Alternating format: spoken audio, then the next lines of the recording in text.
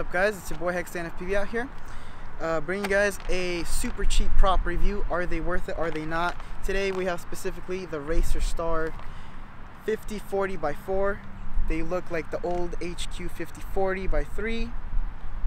Have the same blade profile, same blade design, except they are polycarbonate instead of glass nylon. So basically, I'm gonna toss these on my quad, which is, by the way, the Remix. Everything is linked in the description below if you're interested in anything that I'm flying. And let's get to the in-air review. Alright guys, hopping under the goggles. So, this first flight is going to be with my regular good old HQ Prop 5040 V1S. These are the new updated blade profile props, unlike the old 5040s. And now, let me describe to you the flight characteristics of these. So, talking flying is kind of hard, but pretty much the reason I fly them is because they have a good throttle response. So if I do a flip, I instantly have it back. And yes, that is partially due to the motors, but the propellers and the motor combination is the main part that gives you that flight characteristic. So, just doing some power loops, flipping around trees, and you see that these propellers have like instant bite on the air as I recover from a fall. Let's give you guys a good example here. So just falling straight down and just stop, just instantly. I blipped my throttle to about 55% there. Go up, dive this, just instant recovery. Also, they have a really wispy feel in the air, not quite as good as the old 5040s from HQ, but they do fly very well indeed. And in fact, I think that some of the sacrifices that this blade makes make up for it in the air.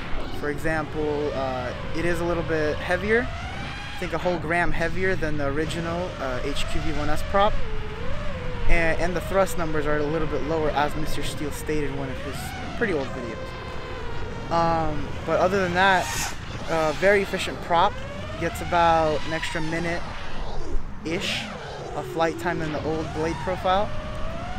The V1Ss are more efficient. They draw less amps, but again, it does make some sacrifices in the air. So this pack is just about done. Let's go ahead and land and review the ultra cheap prop and see if it's even worth it.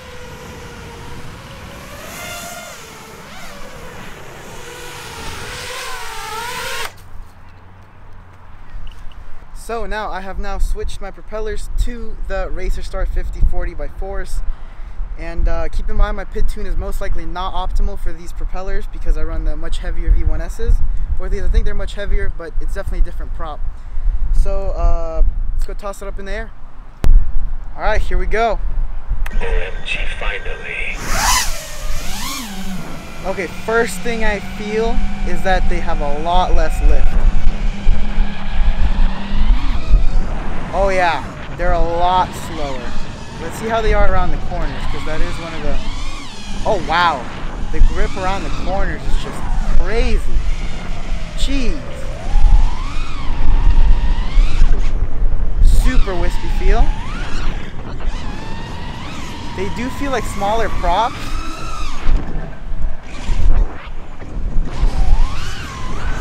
Oh, they have a lot less lift. It's crazy. But they do take corners. They take corners pretty well. Like turns on a dime pretty much. Yeah, that's not bad.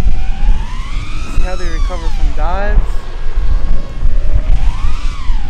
Okay, yeah, they require a little bit more throttle, but it's not like terrible. It's noticeable, but not terrible. Yeah, my PID's not good for these. They have a little bit of a bounce back. But other than that, this propeller feels pretty good. Actually adapted to it pretty quick.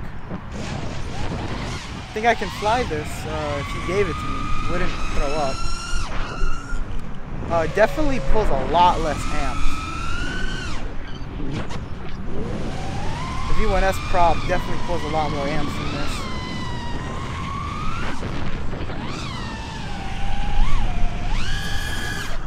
Oh yeah.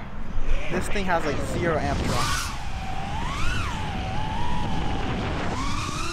Oh yeah, them corners, that 4-bladed corner turn, it's so grippy.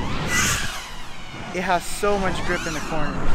You do have to power out of them, but definitely not as much as you have to power out of three-bladed propellers.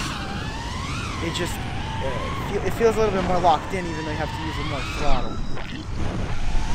I don't want to get too crazy with these because I'm not too used to them, but first impressions, not bad. Not bad. Alright, this pack is done. Let me land, toss another one up, and give you any more opinions that I happen to have. OMG, finally. Alrighty guys, tossed another battery on there. Let's get a second opinion on these. Again, like 0 amp draw. That only sagged my battery down to 14.5 volts. On the V1Ss, I would have been at like 13.8. Now again, they have a really nice locked-in feeling at lower speeds. I definitely don't think these are high-speed props. And I think I did hear a little bit of deflection when I full throttled. Here, let's get closer and see if I can hear any deflection. Yeah, they're deflecting just a tad at the top of the throttle, which isn't bad. And they don't seem poorly balanced either. They seem to be flying perfectly fine balance-wise. I'm not getting any weird jello, jiggle, or wiggle. Yes, that was not meant to rhyme. So this seems pretty good. So far, I would definitely recommend these over buying expensive props, especially if you're a beginner. There's absolutely, seemingly no downside to buying these. They are flimsy, so you will probably bend them and have to replace them. But in the end, they are cheap. They are very cheap. Oh, that's a tree. Nice. Survived. Anyways, they are very cheap. This is $6 for 2 sets of 10, which is a very good price because it's $6 for 2 sets of V1S props, period. Just 2 sets, not 10. So definitely recommend these.